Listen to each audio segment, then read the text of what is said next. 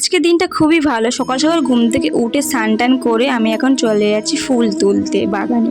আর আমাদের আজ রাধাকৃষ্ণ ঠাকুরের মন্দিরে মৎস্য পুজো, কতগুলো মানসা বসছে দেখতেই পাচ্ছে তোমরা। ব্রাহ্মণ মানসাগুলো ঠিক করে বসাচ্ছি।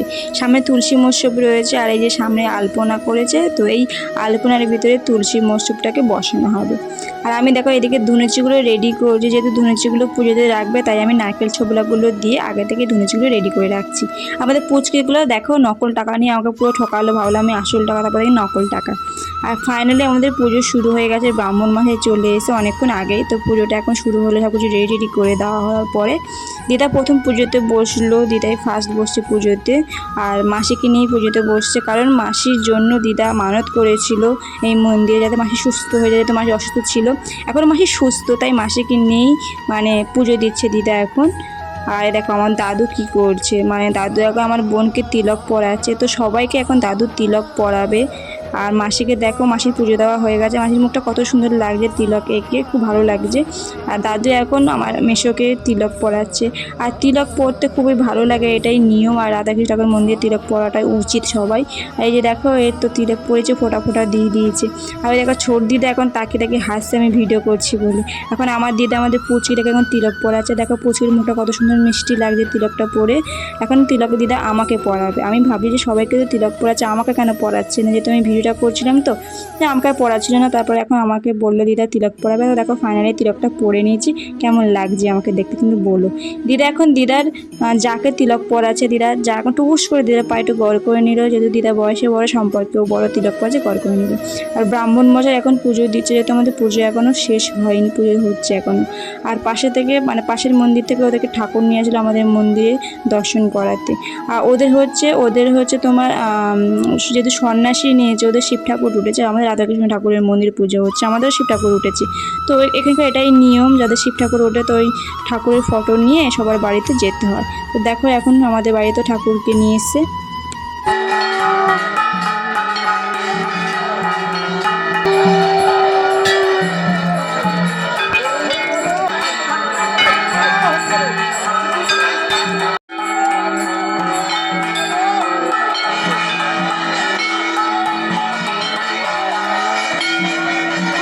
আর দেখছো ওদের ঠাকুরকে আমাদের বাড়িতে নিয়েছিল, আমাদের মন্দিরে নিয়ে এসেছিল। এখন ওদের ঠাকুরকে ওরা নিয়ে চলে যাচ্ছে। তো আমরা এখন শাঁকাশা বাজিয়ে ওদের ঠাকুরকে দিয়ে আসতে যাবো ওদের বাড়িতে।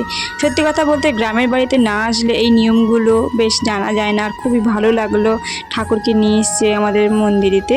তো এখানকার এটাই নিয়ম, যাদের শিব ঠাকুর ওঠে, সন্ন্যাসী যাদের শিব ঠাকুর ওঠে, তারা প্রত্যেকের বাড়ি 5-6টা বাড়ি হলেও ঘুরে ঠাকুরকে দর্শন করে নিয়ে আসতে হয়, ঠাকুরের ফটো নিয়ে গিয়ে। তো যাই হোক ওদের ঠাকুরকে এখন আমরা শাঁকাশা বাজিয়ে ওদের বাড়িতে দিয়ে আসতে যাচ্ছি।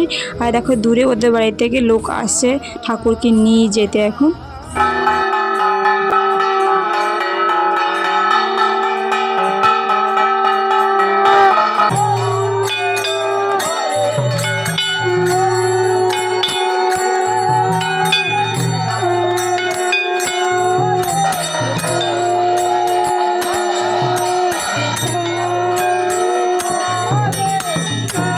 ওদের ঠাকুরকে নিয়ে চলে এসেছে এখন ওদের বাড়িতে। তো ওদের এখানে কীর্তন হচ্ছে, কীর্তনের দল আসছে, নাম কীর্তন সবই হচ্ছে, তার জন্য কীর্তনের আসরও বানিয়েছে। তো আসরের এখন 3 পাক ঘোরানো হবে ঠাকুরকে নিয়ে, সবাই একসাথে ঘুরবো, ঠাকুরকে কোলে করে নিয়ে সবাই একসাথে 3 পাক ঘুরবে আসরটাকে। আমাদের বাড়ি এবছরে কীর্তন হয়নি, আসরও বানায়নি। আসলে আমাদের বাড়িতে তেমন কেউ আজ এবছরে আসতে পারেনি। তো জানি না আগের বছরে কী হবে, হয়তো আগের বছরে কীর্তন হবে, হয়তো আসরও হবে। তো ভগবান চাইলে সব কিছুই হবে। তো এবছর আমাদের কীর্তন আসলে কিছুই হয়নি। তো যাই হোক ওদের ঠাকুরকে এখন 3 পাক ঘুরিয়ে এখন মন্দিরে ঠাকুর তুলে দিল। এটা কিন্তু শিব ঠাকুর উঠেছে এদের বাড়িতে, আমাদের কিন্তু রাধাকৃষ্ণ ঠাকুরের পুজো হচ্ছে। তো যারা সন্ন্যাসী নিয়েছে তারা এখান থেকে সব সন্ন্যাসী নিয়েছে, উত্তরী নিয়েছে। আমাদের বাড়িতে সন্ন্যাসী ঠাকুর উঠেছে, উত্তরী অনেকে ওখান থেকেও নিয়েছে। তো সবাই গড় করে না ঠাকুরকে। তো ওদের ঠাকুরকে ওদের বাড়িতে পৌঁছে দিয়ে এসে এখন আমরা চলে যাব আমাদের বাড়িতে, যেহেতু আমাদের কীর্তন হবে, আমরা সবাই একসাথে মিলে কীর্তন করব। আর এই দেখো আমার দিদি আর আমার বোন শাঁখ বাজাচ্ছে, ও কাঁসা বাজাচ্ছে। আমার বৌদি বলছে কি ঠাকুর তো দিয়ে এসি, এখন শাঁখাটা বাজিয়ে বাজিয়ে আবার যাচ্ছিস? বলে কি শাঁখাটা বাজিয়ে বাজিয়ে এসি, যখন ঠাকুরটা বাজিয়ে বাজিয়ে এখন আমরা ঘরেও যাব। আর এই যে দেখো আমার দিদা এখন পুকুরে ডুব মেরে এখান থেকে গন্ডি কাটবে। তো এই পুকুর পাড় থেকে গন্ডি কেটে এখন মন্দিরে যাবে, মন্দিরের চারিদিকে এখন গন্ডি কাটবে 3 পাক মানে গণ্ডি কাটতে হয় আর কি। তো মাসির জন্য দিদা মানসিক করেছিল, তাই দিদা এখন গণ্ডি কেটে মন্দিরেতে উঠবে। আর সত্যি কথা বলতে গ্রামের বাড়িতে এসে আমাদের এত মজা হবে ভাবতেই পারিনি, বা মানে গ্রামের বাড়িতে না আসলে এগুলো হয়তো মিস করতাম। আর এবছরে আমি শুনছি নাকি তেমন লোক কেউ আসেনি, না হলে এখানে নাকি খুব অনুষ্ঠান হয়, কীর্তন হয়, আসর বসে, প্রচুর লোকজন হয়। আর আমার দাদুর অনেক 4 ভাই আর কাকার ছেলেপুলে তারা অনেক রয়েছে, মানে অনেক বড় মানে মানে ফ্যামিলি বলতে পারো, এটা তোমরা অনেক বড় ফ্যামিলি পরিবার। তো এবছর তারা কেউ আসেনি, তো শুধু আমরাই এসেছি। তো তার জন্য তেমন লোকজন তোমরা দেখতে পাচ্ছ না। আশা করছি আগের বছর থেকে হয়তো সবাই আসবে, পুজো আরও ভালো করেই হবে। তো এবছর সেরমভাবে মানে পুজোর মতোই হয়েছে, কিন্তু এই যে কীর্তন বলো, লোকের যে গমাগমটা সেটা এবছর তেমন হয়নি। তো জানি না ভগবান কেন মানে এবছর সবাই আসলো না।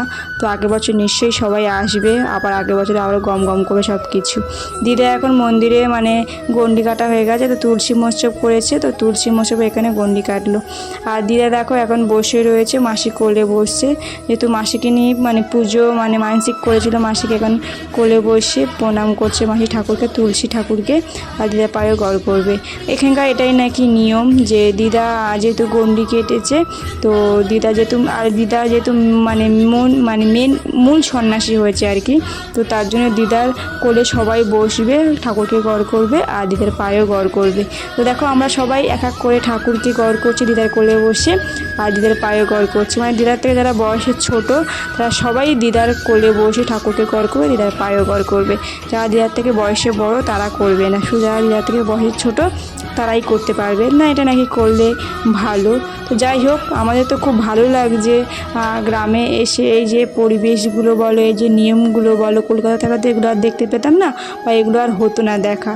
তো ভগবানের মানে অনেক আশীর্বাদ বলতে পারো, অনেক কৃপা বলতে পারো, যার জন্য আমরা আজকের এই পুজোতে উপস্থিত হতে পেরেছি। আর এই পুজোতে আমরা মানে একসাথে সব কিছু পুজোর আয়োজন মানে পুজোর সাথে আর কি রয়েছে আর কি, পুজোতে কাজও করে দিতে পারছি। তো সত্যি খুব ভালো লাগছে এখানে এসে। প্রত্যেক বছর আমরা এই মন্দিরের পুজোর উপলক্ষে আসতে চাই, মাকে দর্শন করতে চাই, বাবাকে দর্শন করতে চাই, সেরকম কপাল যেন আমাদের থাকে।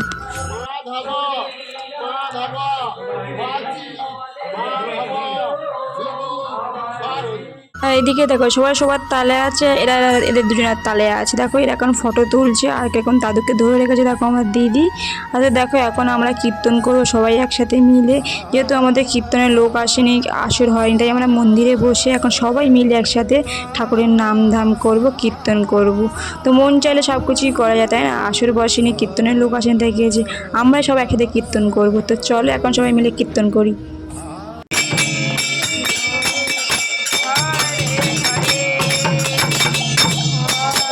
তো দেখছো আমরা সবাই মিলে কীর্তন করছে, ঠাকুরমশাই দিকে দেখেছো হোমযজ্ঞ করছে। তো সবাই মিলে কীর্তন করার মজাই আলাদা। আর সত্যি কথা বলতে আমরা খুব খুশি, আমি বারবার এই কথাই বলছি কারণ সত্যি সবাই খুব খুশি।